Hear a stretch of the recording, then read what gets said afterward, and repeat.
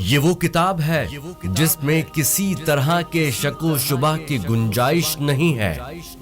یہ صاحبان تقوی اور پرہیزگار لوگوں کے لیے مجسمہ ہدایت ہے۔ جو غیب پر ایمان رکھتے ہیں، پابندی سے پورے اہتمام کے ساتھ نماز ادا کرتے ہیں، اور جو کچھ ہم نے رزق دیا ہے اس میں سے ہماری راہ میں خرچ بھی کرتے ہیں، وہ ان تمام باتوں پر بھی ایمان رکھتے ہیں جنہیں اے رسول ہم نے آپ پر نازل کیا ہے،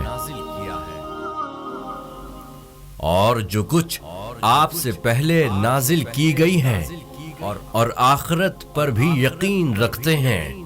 یہی وہ لوگ ہیں جو اپنے پروردگار کی طرف سے ہدایت کے حامل ہیں اور فلاح یافتہ اور کامیاب ہیں۔ اے رسول، جن لوگوں نے کفر اختیار کر لیا ہے ان کے لیے سب برابر ہے، آپ انہیں ڈرائیں یا نہ ڈرائیں، یہ ایمان لانے والے نہیں ہیں۔ خدا نے ان کے دلوں اور کانوں پر گویا مہر لگا دی ہے کہ نہ کچھ سنتے ہیں اور نہ سمجھتے ہیں، اور آنکھوں پر بھی پردے پڑ گئے ہیں۔ ان کے واسطے آخرت میں عذاب عظیم ہے۔